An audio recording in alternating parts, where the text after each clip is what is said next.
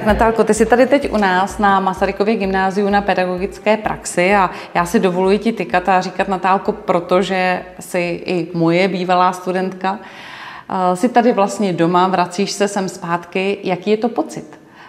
Vrátit se nikoli do těch lavic, ale za katedru. Je to v mnoha směrech podobné tomu, na co jsem bývala zvyklá.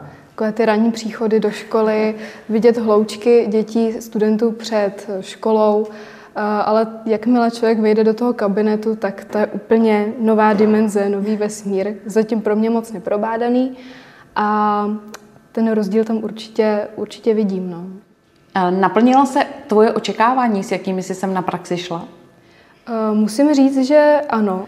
Co mě překvapilo příjemně, je určitě přístup žáků. Nejenom ke mně, jako potenciální učitelce, ale i celkově ke škole jako takové. Většina z nich jsou, troufám si říct, velmi nadané osobnosti, nadaní lidé a je radost s nimi v hodinách pracovat. Natálko, nakolik tě studium na Masarykově gymnáziu ovlivnilo ve výběru tvé životní profesní cesty?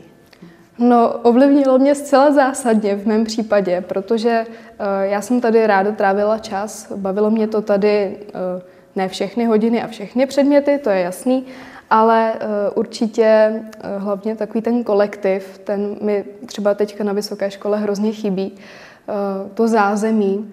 Natálko, co jsi vnímala jako plusy studia na Masarykově gymnáziu? No tak určitě lidský přístup.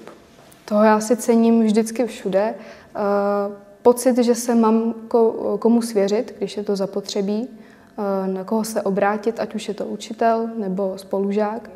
A myslím, že je i určitě důležité zmínit, že Masarykovo gymnázium nabízí studentům spoustu příležitostí k tomu, aby se lidsky víc zblížili jak učitelé, tak žáci a žáci mezi sebou, ať už jsou to adapťáky, ať už jsou to sportovní kurzy nebo lyžáky třeba, což jsou věci na první pohled neúplně důležité, ale když to pak člověk zpětně prohlíží, tak mi vlastně došlo, že to jsou věci, na které nejradši vzpomínám.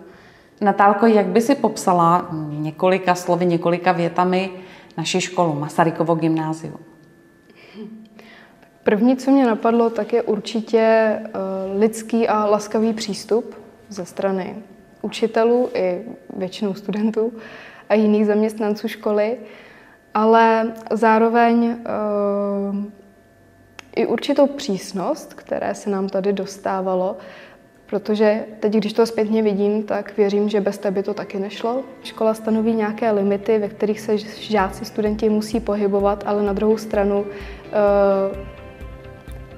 pohladí, když to potřebují.